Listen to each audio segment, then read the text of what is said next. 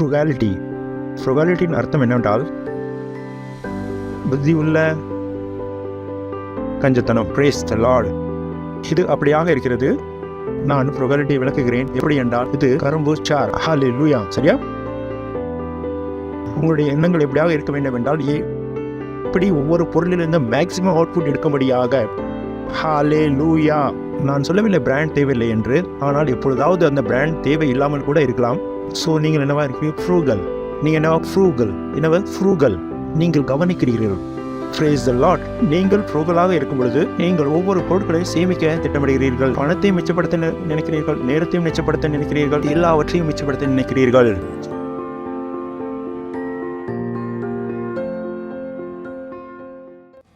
ஹல்லேலூயா. ஹல்லேலூயா. உங்கள் கரங்களை உயர்த்தி நன்றி, தேவனுக்கு நன்றி செலுத்துங்கள், தேவனுக்கு நன்றி செலுத்துங்கள். அவர் நீதி உள்ளவர், அவர் சமாதானத்தின் தேவன். ஓ நன்றி பிதாவே, நன்றி பிதாவே. உம்மை துதிக்கிறோம், உம்மை ஆராதிக்கிறோம்.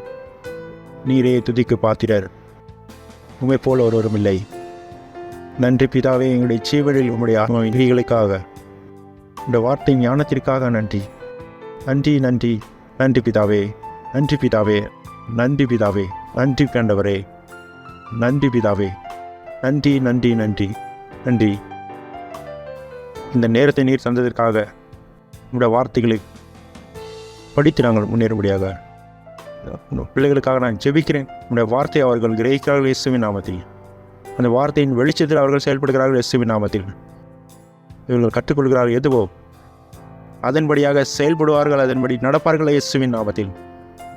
வார்த்தை செயல்படியான கிரியவர்களாக கிரியை செய்யப்படுகிறது இயேசுவின் நாமத்தில். இவர்கள் பரிணாமத்தை கொடுக்கிறார்கள் இயேசுவின் நாமத்தில். இவர்கள் கனிகளை கொடுக்கிறார்கள் இயேசுவின் நாமத்தில். உங்களுடைய வார்த்தைகளுக்காக உற்சாகமாக இருக்கிறார்கள் இயேசுவின் நாமத்தில். நன்றி பிதாவே, நன்றி பிதாவே, நன்றி. எங்களுடைய ஆவி ஆத்மா சரீரம் முழுவதும் திறக்கப்படும். உங்களுடைய வார்த்தைகளை கேட்கும்படியாக நாங்கள் சந்தோஷத்தோடும் சமாதானத்தோடும் அதை ஏற்றுக்கொள்கிறோம் இயேசுவின் நாமத்தில். ஆமென். Praise the Lord. நீங்கள் உட்காரலாம். வாவ், அருகில் பார்த்து வரவேற்கிறோம் உங்களே. இது நம்முடைய ஆண்டு, மீட்பின் ஆண்டு, மீட்டெடுக்கும் ஆண்டு, சீட்டில் எழுதப்பட்டிருக்கிற மதிப்பிற்கான பொருள்களை பெறும் ஆண்டு. இது என்னுடையது, நான் அதை மீட்டுக்கொள்வேன். நான் ரட்சிப்பை கொடுக்கிறவன். நான் விடுவிக்க தேவையில்லை, ஆனால் நான் விடுவிக்க இருக்கிறேன். நான் விடுவிக்க இருக்கிறேன். ஹல்லேலூயா. Praise the Lord.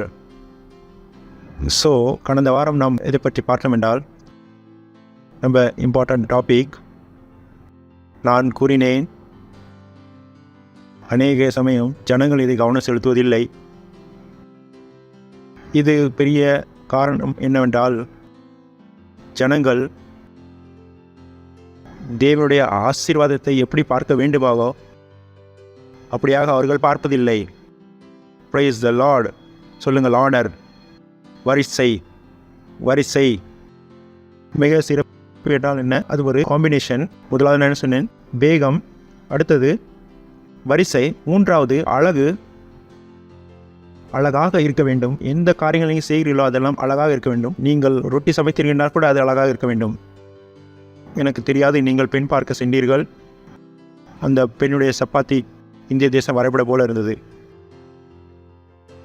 நீங்கள் எத்தனை பேர் அவரை வீட்டுக்கு கூட்டிகிட்டு வருவீர்கள்? நீங்கள் லிப்ஸ்டிக் போட்டீர்கள், இங்கேயும் தடவினீர்கள், இங்கேயும் தடவினீர்கள். கவலைப்படாதீர்கள், ரெயின்போ சர்க்கஸ்காரன் உங்களை தான் பணம் கொடுத்து இங்கே நிற்க வைப்பான். ஸோ லிப்ஸ்டிக் எப்படியாக இருக்க வேண்டும்? அது ஒரு ஆர்டராக இருக்க வேண்டும். எதற்கென்றால் அது அழகாக இருக்கும்படிக்கு.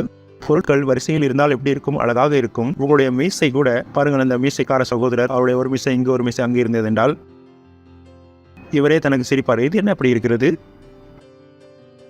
ஸோ ஆர்டர் என்ன கொண்டு வரும்? ஒரு அழகை கொண்டு வரும். பொருட்கள் வரிசையாக இருக்கும்பொழுது தன்னைத்தானே ஒரு அழகாக தெரியும். ஸோ நீங்கள் அந்த அழகில் கவனம் செலுத்த வேண்டும். இடங்களை ஏன் கவனிக்க வேண்டும்? இதற்காக கவனிக்க வேண்டாம். நீங்கள் சலாட் வெட்டினீர்கள், அதை கொஞ்சம் அழகாக வெட்டினால் தான் என்ன? அதை கொஞ்சம் ஒழுங்குமுறைப்படுத்தினால் என்ன? எவ்வளோ செகண்ட் போகும்? அதில் எவ்வளவு நேரம் செலவழியும்? அதில் எந்த நேரம் செலவழிவதில்லை. Praise the Lord. Hallelujah. So என்னது காம்பினேஷன்? முதலாவது என்னது ஸ்பீட், அடுத்தது என்னது நான்காவது எது ஃப்ரூகாலிட்டி. ஃப்ரூகாலிட்டி அதனுடைய ஸ்பெல்லிங் FRUGALITY. ஃப்ரூகாலிட்டி. ஃப்ரூகாலிட்டி அர்த்தம் என்னவென்றால் புத்தியுள்ள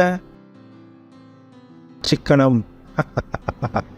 என்னது புத்தி உள்ள சிக்கனம்? இது அப்படியாக என்றால் ஃப்ரூகாலிட்டி என்றால் கரும்பின் சார். ஹalleluya. சரியா?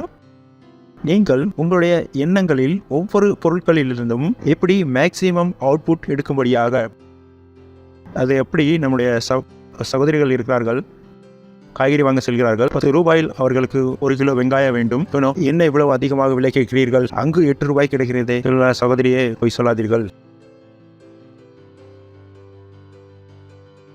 ஸோ அங்கு என்ன இருக்கிற ஒரு புத்திசாலித்தனம். ஆனால் தக்காளி எப்படி கட்டுகிறார்கள்? அது கொஞ்சம் சீக்கிரமாக வெட்டலாமே. ஸோ நீங்கள் ஃப்ரூகலாக இருக்கும் பொழுது ஒவ்வொரு செயல்களிலும் நீங்கள் மிச்சப்படுத்த நினைக்கிறீர்கள். பணத்தை மிச்சப்படுத்த நினைக்கிறீர்கள், நேரத்தையும் மிச்சப்படுத்த நினைக்கிறீர்கள், எல்லாவற்றையும் மிச்சப்படுத்த நினைக்கிறீர்கள்.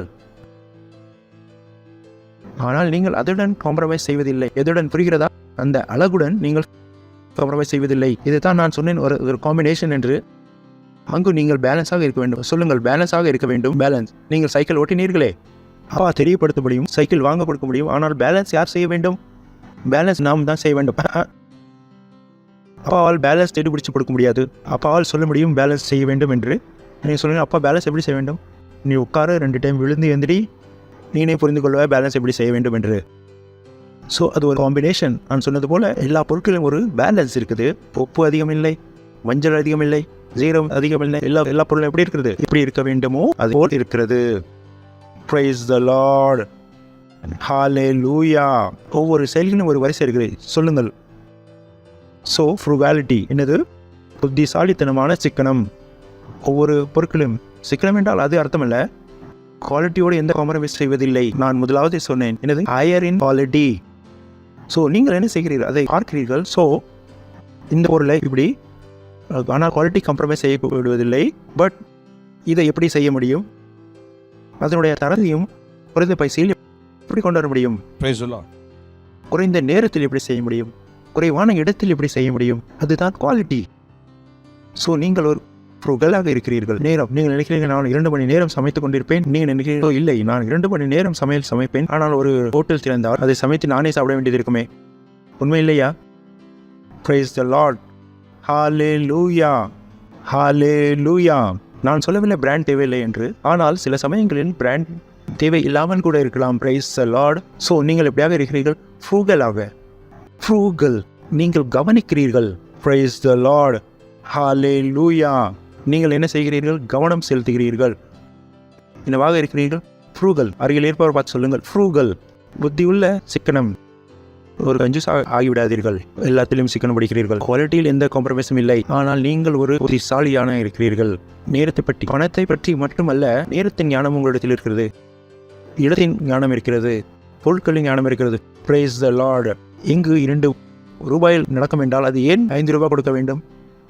இதன் அர்த்தமல்ல நான் குவாலிட்டியோட காம்ப்ரமைஸ் செய்கிறேன் என்று. எத்தனை பேர் புரிகிறீர்கள்? ஹலோ ஹலோ ஹலோ ஹலோ அப்படி சொல்லாதீர்கள். ஒரு ரூபாய்க்கு கோழி, 10 ரூபாய்க்கு மசாலா. என்ன புத்திமான்? என்ன வேணும்? புத்திமானாக. நீங்கள் எந்த ஒரு பொருளையும் சீப்பாக வாங்கக்கூடாது. அதிகம் கொடுத்தீர்கள் என்றால் ஒரு தடவை அளவு வேண்டும். ஆனால் குறைந்து கொடுத்தீர்கள் என்றால் 10 டைம் அள வேண்டும். அப்படியல்ல, நீங்கள் அதை தரம் குறைந்த பொருளை வாங்கிட்டு வந்து தினமும் அழுது கொண்டே இருக்கிறீர்கள். Praise the Lord. Hallelujah. இத்தனை பேர் இருக்கிறீர்கள். புரிகிறதா உங்களுக்கு? நான் இன்னும் அதிகமாக புரிய வைக்க விரும்புகிறேன். ஏனென்றால் சில பேர் சரியாக புரியவில்லை என்றால் சில பேர் கூறுவார்கள், நான் கஞ்சத்தனம் நல்லா தான் படிக்கிறேன், அழுகிய பொருட்களை வாங்கி நான் சமைத்துக் கொள்வேன். இதுதான் முட்டாள்தனமான கஞ்சத்தனம். இதனால் தான் புகழ் பற்றி நான் என்ன சொன்னேன்? புத்திசாலித்தனமான சிக்கனம். அவருக்கு தெரியும் எங்கு சிக்கனம் செய்ய வேண்டும், எங்கு சிக்கனம் செய்யக்கூடாது என்று. Praise the Lord. Hallelujah. இருக்கிறீர்களா? எத்தனை பேர் இருக்கிறீர்கள்? சரியா? புத்திசாலித்தனமான சிக்கனம். Praise the Lord. Frugality. அடுத்து பார்ப்போமா? சீக்கிரமாக கூறுகிறேன். துல்லியம், தனக்குத்தானே பெஸ்ட், பங்க்சுவாலிட்டி, கேர்ஃபுல்னஸ், அழகானவை, சிக்கனம், அழகானவை, புத்திசாலித்தனம், சிக்கனம், சரியானவை, தனக்குத்தானே பெஸ்ட். என்னது தனக்குத்தானே பெஸ்ட்? ஒருவேளை நீங்கள் பாட்டு பாடுகிறீர்கள், நீங்கள் என்னவா இருக்கணும்? பெஸ்ட். நீங்கள் ட்ரம் வாசிக்கிறீர்கள், நீங்கள் பெஸ்ட். நீங்கள் ஒரு சவுண்ட் மேன், நீங்கள் பெஸ்ட். நீங்கள் ஒரு அஷராக இருக்கிறீர்கள், நீங்கள் ஒரு பெஸ்ட். நீங்கள் ஒரு செல் லீடர், நீங்கள் பெஸ்ட். நீங்கள் நான் பெஸ்ட்டாக இருப்பேன் என்று எண்ணிக்கொள்ள வேண்டும். ஹல்லேலூயா. ஸோ தனக்குத்தானே பெஸ்ட். பங்க்சுவாலிட்டி, சரியான நேரத்தில் வருதல். கேர்ஃபுல்னஸ், எச்சரிக்கையோடு இருப்பது. தன்னுடைய பாத்திரத்தை புரிந்து கொண்டு சரியாக பாத்திரமாக நடப்பது. அநேக நேரங்களில் ஜனங்கள் தங்களுடைய பாத்திரங்களை புரிந்து கொள்வதில்லை. அநேக நேரம் கூறுகிறார்கள், எனக்கு யாரும் சொல்லிக் கொடுக்கவில்லையே, நல்லதாக போயிட்டு, உங்களை போல இந்த உலகத்தில் யாரும் இருந்ததில்லை. இல்லை என்றால் நம்ம இடத்தில் எதுவுமே இருந்திருக்காது. யார் ட்ரெயினை உருவாக்கினாரோ அவருக்கு யார் சொல்லிக் கொடுத்தா அதை உருவாக்க வேண்டும் என்று. நீங்கள் கூறாதீர்கள், எனக்கு யாரும் புரிய வைக்கவில்லை என்று. உங்களிடத்தில் புத்தி இருக்க வேண்டும், நீங்களே பொருட்களை புரிந்து கொள்ளும்படியாக. நீங்கள் யாருக்காகவும் காத்திருக்க வேண்டாம், யாராவது உங்களுக்கு புரிய வைப்பார்கள் என்று. எப்பொழுது வரை உங்களுக்கு புரிய வைப்பார்கள்? கேள்வி என்னவென்றால், ஒருவர் எப்பொழுது வரை உங்களுக்கு புரிய வைப்பார்? நீங்கள் அந்த காரியத்தை புரிவதற்கு முன்பாக அந்த காரியம் என்னாகிவிடும்? Out of order. ஒருவேளை நீங்கள் மற்றவரை எதிர்பார்த்து கொண்டிருந்தீர்கள் என்றால், ஒருவேளை நீங்கள் அந்த உலகத்தை நடத்த விரும்புகிறீர்கள் என்றால், நீங்கள் அந்த உலகத்தை விட முன்னேறி செல்ல வேண்டும். இந்த உலகத்தை நீங்கள் பின்னாடி இருந்து பிரித்து அதை நீங்கள் நடத்தி செல்ல முடியாது. நீங்கள் இந்த உலகத்தை விட முன்னேறி யோசிக்க வேண்டும். இந்த காரியங்களை உங்கள் எண்ணங்களை நீங்கள் ஏற்றுக்கொள்ளாமல் இருந்தால் நீங்கள் சிந்திக்க கூட முடியாது. Praise the Lord. பாருங்கள் ராஜேஷ் சார், நீங்கள் ஒரு கார்பெண்டர் தானே? கொஞ்சம் நீங்கள் எழுந்து நிற்க முடியுமா? இந்த பலகை சீவுறது இருக்கிறதே, நீங்கள் அந்த பலகை சீவ விரும்புகிறீர்கள். அதற்கு முன்பு நீங்கள் என்ன செய்கிறீர்கள்? அந்த பொருளை சரியாக செட் செய்கிறீர்கள். ஒருவேளை அந்த பொருள் சரியாக செட்டாக இல்லை என்றால் அது வேலை செய்யுமா? எத்தனை பேர் புரிகிறீர்கள்? அந்த பலகை சீவுறது இருக்குமே, அது இங்கிலீஷில் என்ன கூறுவார்கள்? ஸ்கிராப்பர். இந்த ஸ்கிராப்பரை முதலாவது செட் செய்ய வேண்டும். உட்கார்ந்து கொள்ளுங்கள். நான் கூறுகிறேன், இந்த ட்ரம், நம்முடைய ட்ரம்மர் எங்கே? இந்த ட்ரம்மையும் நாம் உபயோகிக்கப்படுவதற்கு முன்னால் அதை செட் செய்ய வேண்டும். இதையும் கூட என்ன செய்ய வேண்டும்? செட். அப்பொழுது தான் இந்த பொருட்கள் என்ன காட்டும்? தங்களுடைய அழகை. உங்களுடைய எண்ணங்கள் அந்த பெரிய கற்பனை செயல்படவில்லை என்றால், உங்களுடைய எண்ணங்களை அந்த சிறப்பானவைகளுடன் நீங்கள் டியூன் செய்யவில்லை என்றால், அந்த சிறப்பானவைகளோடு நீங்கள் செட் செய்ய வேண்டும். Praise the Lord. ஸோ அந்த சிறப்புத்தன்மை என்ன செய்யும்? உங்களுடைய எண்ணங்களை செட் செய்துவிடும். நீங்கள் சகலத்தையும் புரிந்து கொள்வீர்கள், சகலத்தையும் காண முடியும். நீங்கள் உலகத்தாரை விட புத்திமான ஆகிவிடுவீர்கள். Praise the Lord. Hallelujah. Hallelujah. எத்தனை பேர் என்னோடு கூட இருக்கிறீர்கள்? ஸோ புரிந்து கொள்கிறீர்களா? நீங்கள் புரிந்து கொள்ள வேண்டும், என்ன செய்யணும், எப்படி செய்ய வேண்டும் என்று. பாருங்கள், எது செய்யணும், எப்படி செய்ய வேண்டும் என்று. சொல்லாதீர்கள், யாரும் எனக்கு சொல்லிக் கொடுக்கவில்லை என்று. Praise the Lord. Hallelujah. Hallelujah. Hallelujah. So கடைசியான ஒன்று நான் தானியேலிலிருந்து உங்களுக்கு காண்பிக்க விரும்புகிறேன். தானியேல் 1 அதிகாரம் 3 வசனத்திலிருந்து. அப்பொழுது இஸ்ரவேல் புத்திரருக்குள்ளே ராஜகுலத்தார்களிலும் துறைமார்க் மக்களிலும் யாதொரு மாசும் இல்லாதவர்களும் அழகானவர்களும் சகல ஞானத்திலும் தேறினவர்களும் அறிவில் சிறந்தவர்களும் கல்வி நிபுணரும் ராஜாவின் அரண்மனையிலே சேவிக்கத்தக்க திறமையுள்ளவர்களுமாக சில வாலிபரை கொண்டு வரவும். ரொம்ப முக்கியமானது ஒன்று. இது என்னுடைய கவனத்தை ரொம்ப ஈர்த்தது. திரும்ப பார்ப்போம். 3 வசனம்.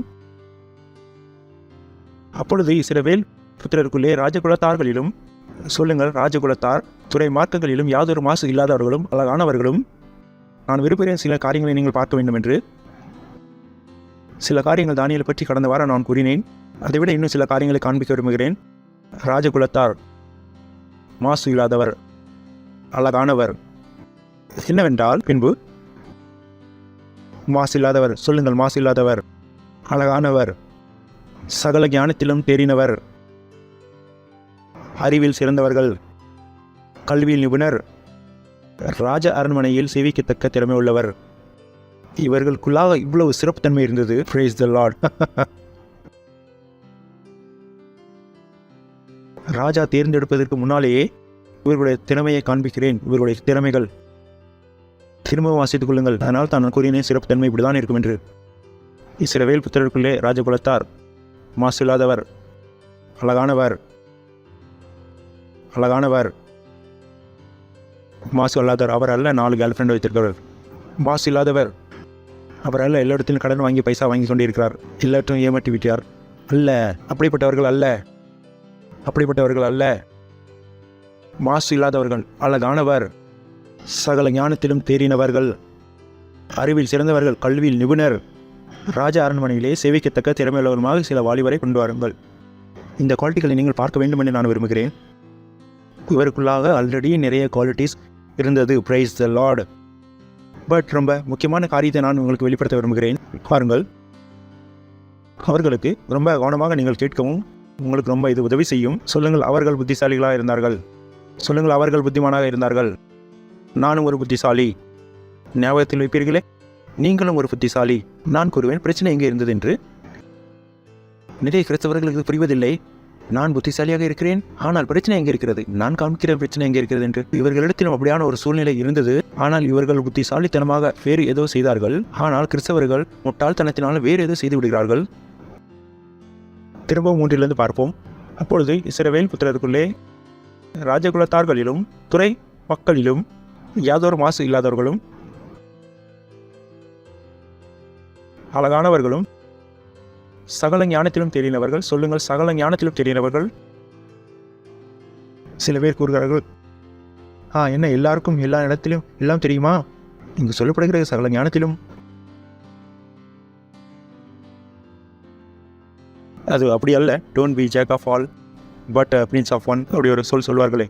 ஒருவரை நன்றாக புரிந்து கொள்ளுங்கள், மற்றவர்கள் புரிய தேவையில்லை. ஆனால் இவர்கள் சகலத்தையும் அறிந்திருந்தார்கள். பாருங்களேன், எழுதப்பட்டிருக்கிறது. சொல்லுங்கள், சகல ஞானத்திலும் தெரிந்தவர்கள். நீங்கள் சொல்லாதீர்கள் எனக்கு ஒன்று தெரியும் ஒன்று தெரியாது என்று. ஏன் உங்களுக்கு தெரியாது? நீங்கள் அதை அறிந்து கொள்ள வேண்டும். அது உங்கள் வாழ்க்கையில் ஒரு காம்பினேஷன். Praise the Lord. சகல ஞானத்திலும் தெரிந்தவன், அறிவில் சிறந்தவர், கல்வியில் நிபுணர், அழகானவர், வாசில்லாதவர், சகல ஞானத்திலும் தெரிந்தவர், ராஜா அரண்மனை சேவிக்கத்தக்க திறமையுள்ளவர். நெக்ஸ்ட் ரொம்ப இம்பார்ட்டானது. வாவ். ராஜா தான் ஒன்றும் போஜனத்திலேயும் தான் குடிக்கும் தாத்திய ரசத்திலேயும் தினமும் ஒரு பங்கு அவர்களுக்கு நியமித்து, இவர்கள் யாருடன் போஜனம் பண்ண இருந்தார்கள்? ராஜாவுடன். ராஜாவின் போஜனம். சொல்லுங்களேன், அவர் சந்தோஷமாக சொல்லுங்களேன்.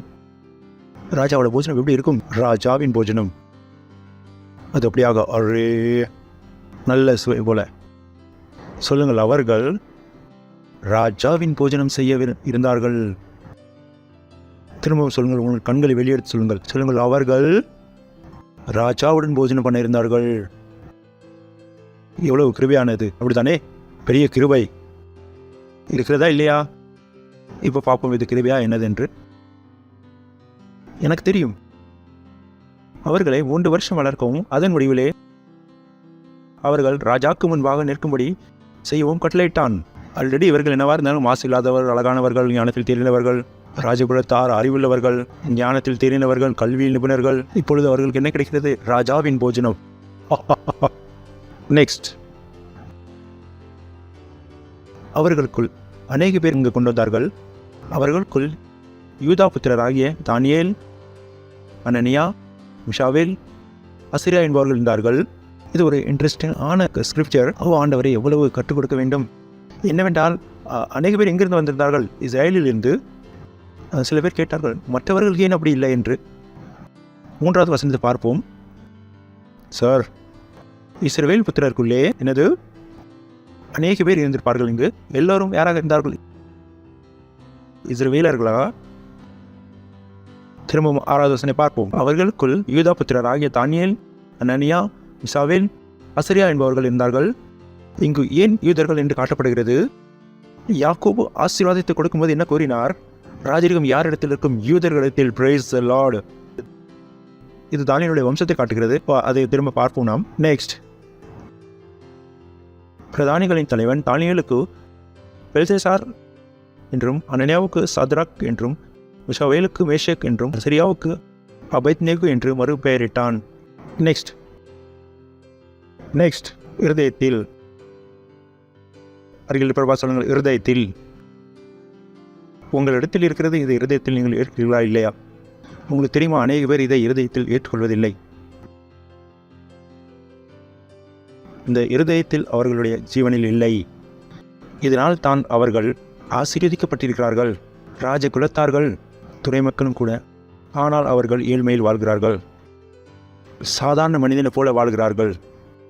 ஏனென்றால் இந்த இருதயத்தை அவர்கள் ஏற்றுக்கொள்ளவில்லை. ஆனால் இது தானியேலுடைய ஜீவனில் இது உங்களுக்கு வெளிப்படும். அருகில் இருப்பவர் பார்த்து சொல்லுங்கள், இருதயத்தில் சொல்லுங்கள். அவர்கள் ராஜகுலத்தார், துறைமக்கள், ஞானம் உள்ளவர்கள், அறிவில் சிறந்தவர்கள், கல்வியில் நிபுணர்கள், அழகானவர்கள், எல்லாத்தையும் படித்து வந்தார்கள். ஆனால் அவர்களிடத்தில் என்ன இருந்தது? இருதயத்தில் அவர்களிடத்தில் என்ன கிடைக்கிருந்தது? ராஜாவின் போஜனம். சொல்லுங்கள், ராஜாவின் போஜனம். வா, ரொம்ப சுவை. இது எல்லாத்தையும் விட அவர்களிடத்தில் என்ன இருந்தது? இருதயத்தில். தானியேல் தன் இருதயத்தில் தீர்மானம் பண்ணி கொண்டான். இந்த இருதயத்தில் என்ன இருக்குது என்று நீங்கள் பார்த்துக்கொள்ளுங்கள். தானியேல் ராஜாவின் போஜனத்தினாலும் அவர் பானம் பண்ணும் திராட்சரசத்தினாலும் தன்னை தீட்டுப்படுத்தலாகாது என்று தன் இருதயத்தில் தீர்மானித்துக் கொண்டான்.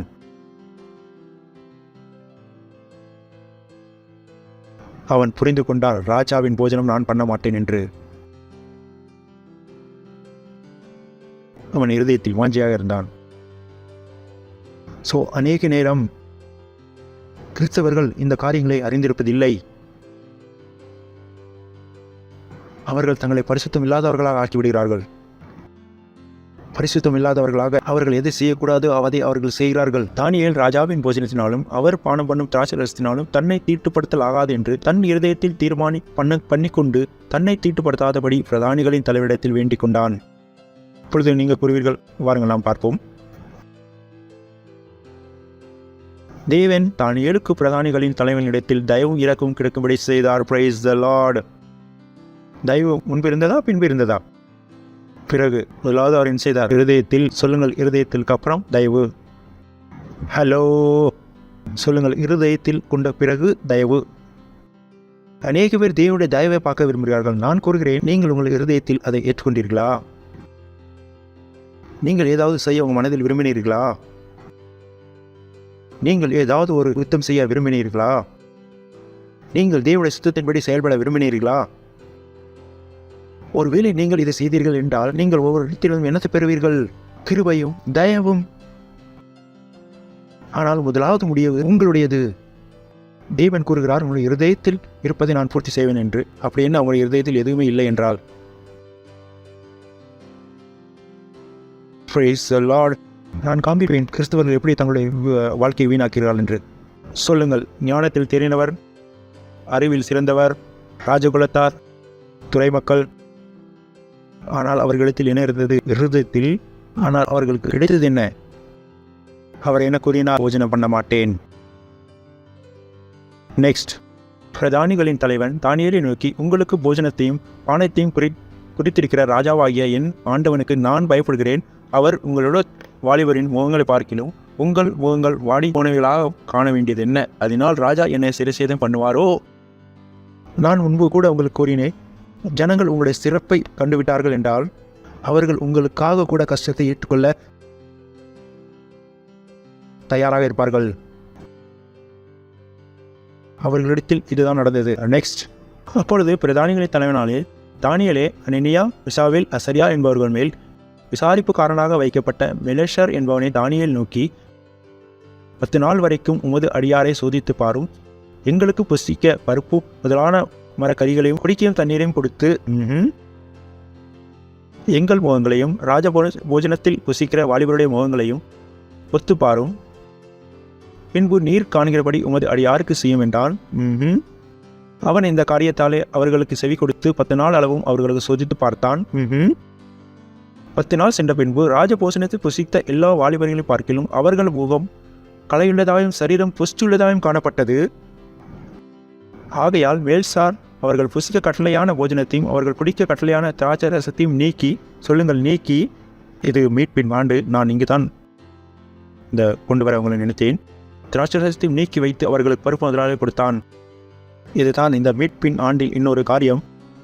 நீங்கள் உங்களை அசுத்தமாக்கக்கூடிய காரியங்களிலிருந்து விடுவித்துக் கொள்ளுங்கள், பரிசுத்தம் இல்லாதவர்களாக.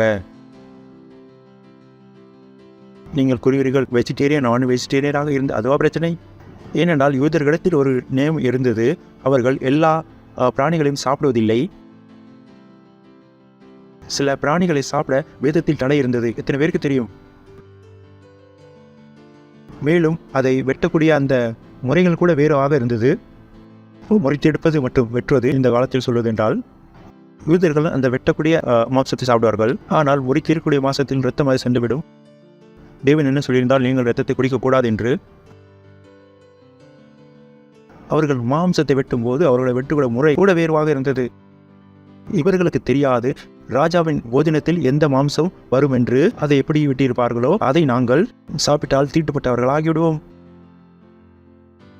இங்கு காரியங்கள் சாப்பிடுவது குடிப்பதும் அல்ல, அதை விட மேன்மையான ஒன்று இருந்தது. விஷயம் எதுவாக இருந்தது? தேவன் எதை சொன்னாரோ அதற்கு எதிராக நாம் எது செயல்பட முடியாது. ஹல்லேலூயா, ஹல்லேலூயா.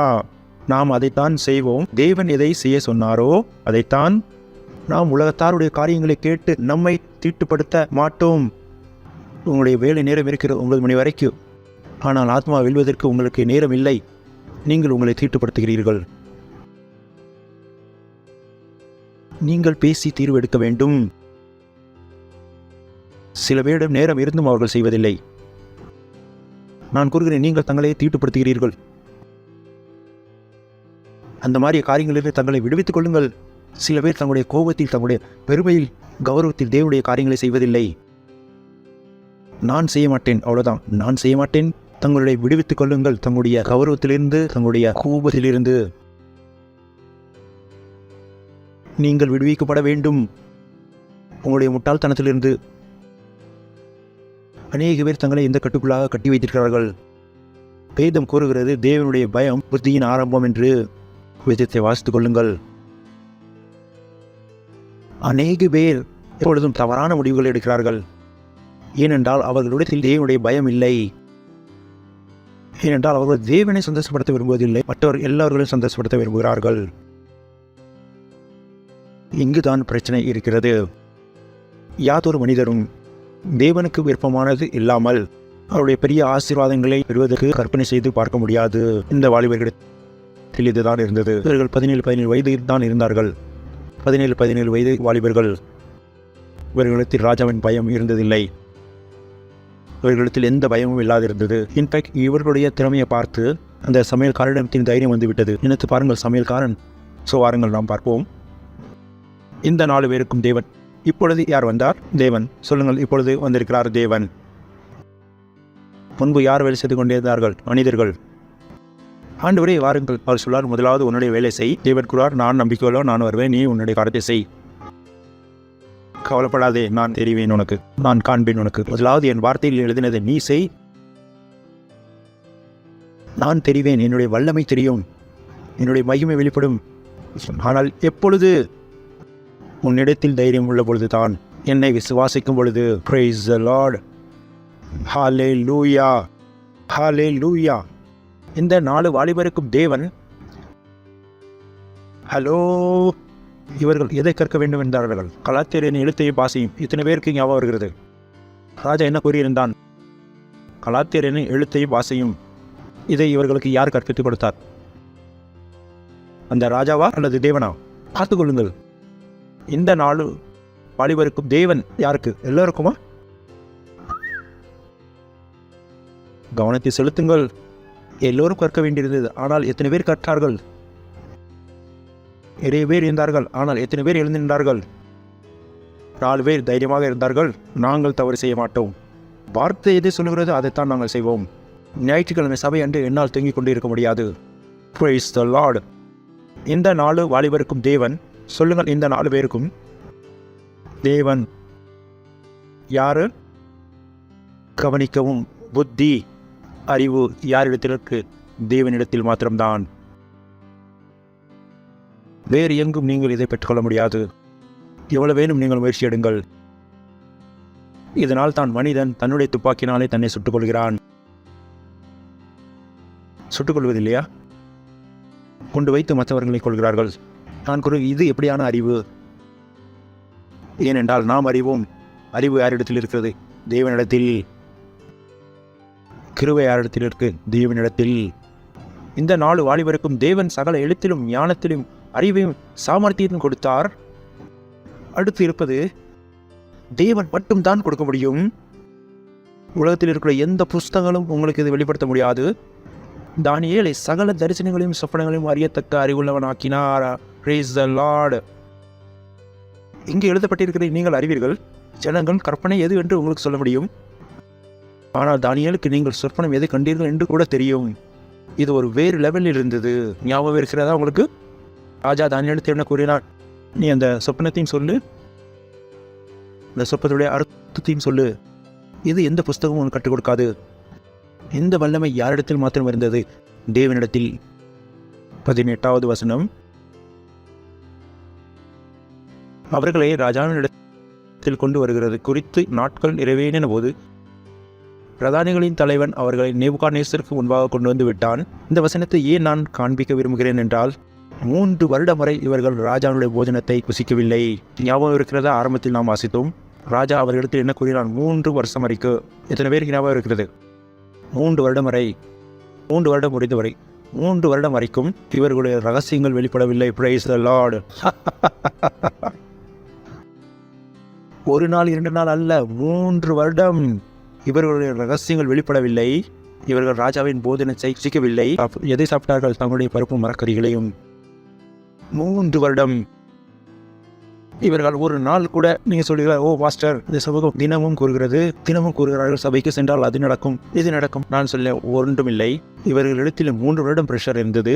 3 வருடம்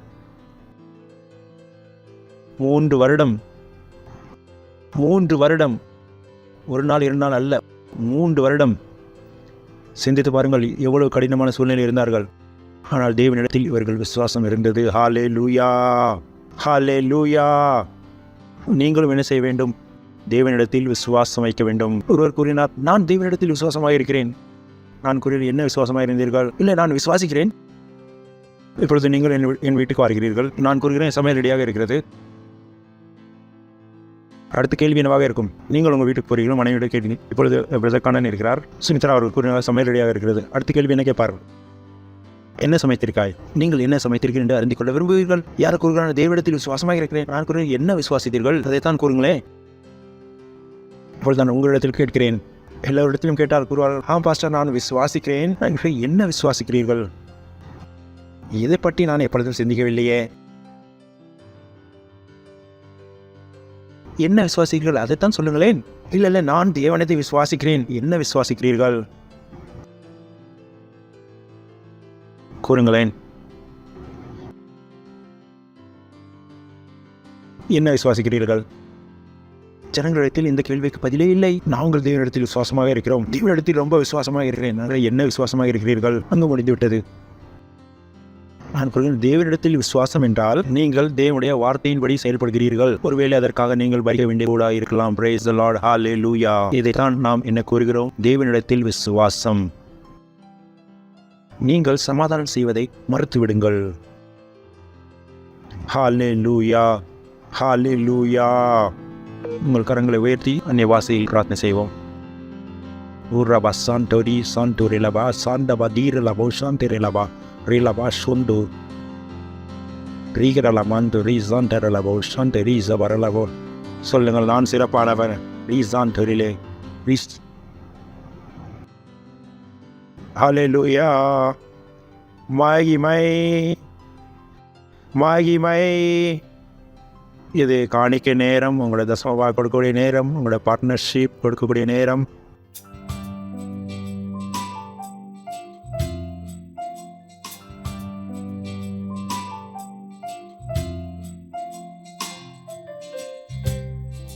Praise the Lord, hallelujah. கரங்களை உயர்த்தி தேவனுக்கு நன்றி செலுத்தும். இந்த காணிக்காக நன்றி பிதாவே. இந்த காணிக்கை கொடுக்க முடியாத புத்தியும் ஞானத்தை கொடுத்ததுக்காக நாங்கள் எப்படியாக கொடுத்திருக்கிறோமோ அதற்கான இரட்டிப்பான நன்மையை பெறுகிறோம் இயேசுவின் நாமத்தில். எங்களுக்கு சீட்டு எழுதப்பட்டிருக்கிற அந்த மதிப்பிற்கான பொருளை நாங்கள் பெற்றுக் கொள்கிறோம் இயேசுவின் நாமத்தில். இந்த காணிக்கையில் நம்முடைய ஆசீர்வாதத்தை கட்டளையிடுகிறோம். அது பெருக்கத்தை நாம் சொல்கிறோம் இயேசுவின் நாமத்தில். இயேசு கிறிஸ்துவின் நாமத்தில் ஜெபிக்கிறோம். ஆமீன். Praise the Lord. சொல்லலாம், மகிமை, மகிமை. நீங்கள் ரட்சிக்கப்படவில்லை என்றால், நீங்கள் இயேசு கிறிஸ்துவை உங்கள் இருதயத்தில் ஏற்றுக்கொள்ளவில்லை என்றால், நான் கூறிய இந்த இயேசு கிறிஸ்துவினுடைய ஜீவனை நீங்கள் அனுபவிக்காமல் இருந்தீர்கள் என்றால், இது உங்களுடைய நேரம். இந்த வார்த்தைகளை சொல்லுங்களோ, தேவனே, நான் இயேசு கிறிஸ்துவை விசுவாசிக்கிறேன். தேவனுடைய குமாரனை நான் விசுவாசிக்கிறேன். அவர் மரித்தார் என்னை காப்பாற்றுவதற்காக. நான் விசுவாசிக்கிறேன் தேவன் அவரை மரித்தோரிலிருந்து எழுப்பினார் என்று. அவர் இன்று ஜீவனுள்ளவராயிருக்கிறார். நான் என் வாயினால் அறிக்கையிடுகிறேன், இயேசு கிறிஸ்து என்னுடைய ஜீவனின் தேவன். இன்றைய நாள் முதல் அவரிடத்தில் என் விசுவாசத்தின் மூலம் நான் நித்திய ஜீவனை பெற்றுக்கொள்கிறேன். என்னுடைய இருதயத்தில், என்னுடைய ஆத்மாவில்.